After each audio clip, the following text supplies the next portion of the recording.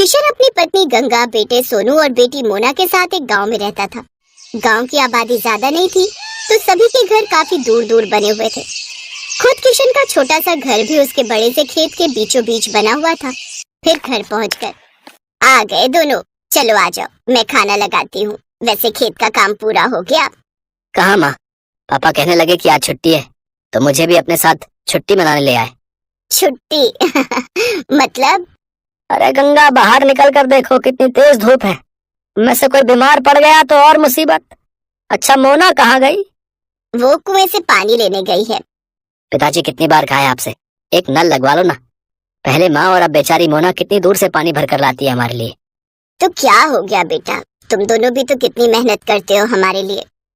हाँ माँ, पर नल तो होना ही चाहिए ना। ठीक कह रहा है तू।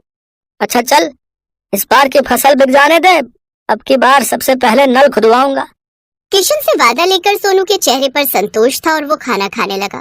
तभी खाना खाते हुए, अच्छा मैं क्या कह रही थी सोनू के बापू? हाँ बोलो ना गंगा। इसकी शादी वादी करनी है कि नहीं? हाँ हाँ करेंगे ना, वो बढ़िया से करेंगे। रहने दो पिताजी, इतनी परेशानियां क्या कम है जो एक और मोल ले लूं। पत्नी परेशानी नहीं होती पगले, वो तो परेशानी से बाहर निकलने का जरिया होती है। देखना, बहू आ जाएगी तो किस्मत खुल जाएगी हमारी। हाँ भैया, माँ सही कह रही है।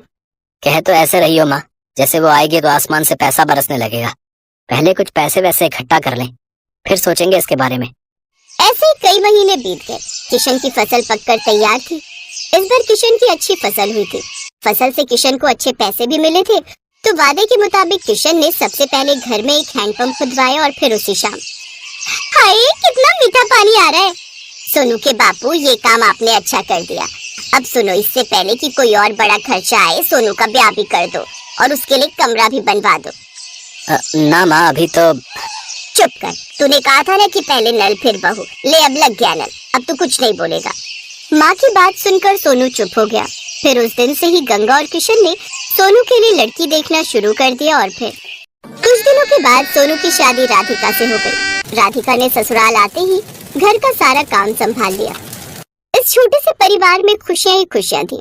फिर एक दिन, माँ जी, अपना गांव तो बहुत छोटा है, यहाँ तो कुछ ही घर दिखते हैं। हाँ बेटा, शुरू से ऐसा ही है ये गांव। राम राम सबसे है, लेकिन किसी से कोई ज्यादा मतलब रखता नहीं है। सब अपनी अपनी खेती करते हैं और खुश रहते हैं। माँ जी, हाईवे कहाँ को जाता है? दिल्ली की तरफ जाता है बिटिया। आप कभी गई हो दिल्ली? हाँ, एक बार तेरे बापू ले गए थे मेरे इलाज के लिए। बहुत चौड़ी सड़क है भाई, बस वाले ने सर भगा दी बस। इसका मतलब दिल्ली ज्यादा दूर नहीं है यहाँ से। हाँ, पर तू क्यों पूछ रही है? नहीं नहीं, कुछ नहीं, बस ऐसे ही। गंगा समझ नहीं पा रही थी कि राधिका के मन में क्या खिचड़ी पक रही थी। ऐसे वक्त बीतता गया। फिर खेत के बीचों बीच एक सुंदर और बड़ी सी खुली झोपड़ी बनाई गई। पूरे परिवार ने जमकर मेहनत की। फिर अगले ही दिन, हेलो, मेरा नाम राहुल है, मैं दिल्ली से आया हूँ। ये रिजॉर्ट पहली बार देखा। क्या परसों शाम के लिए स्पेस अवेलेबल है? हाँ हाँ जी बिल्कुल। क्या फंक्शन है? मेरे बेटे का बर्थडे है। केटरिंग मैं खुद देख लूंगा, बस मुझे ये जगह अच्छी लगी। मेरा बजट 20,000 का है। बोलिए, आपको चलेगा? जी हाँ बिल्कुल। Thank you so much. ये लीजिए 10,000 रुपए एडवांस। राधिका का प्लान काम कर रहा था। 2 दिन बाद राहुल ने अपने बच्चे का बर्थडे खूब अच्छे से मनाया। राधिका और उसके परिवार ने पूरे खेत को गुब्बारों और रोशनी से सजाया था।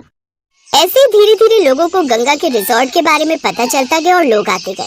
अब तो राधिका और उसके परिवार को काम से फुर्सत नहीं थी। फिर ठीक 2 साल बाद, भैया खाना जल्दी लगाओ, बारात आने वाली है। जी मैडम, अभी लगाता हूँ।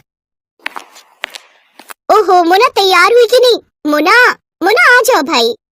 देख रही है राधिका अपनी ननद को? हाँ माँ, परी से कम नहीं लग रही है।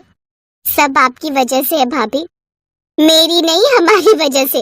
और सुनो, अपने पहले बच्चे के पहले बर्थडे के लिए अभी से बुकिंग कर लो इस रिजॉर्ट की। क्या पता तब ये स्पेस खाली हो या ना हो।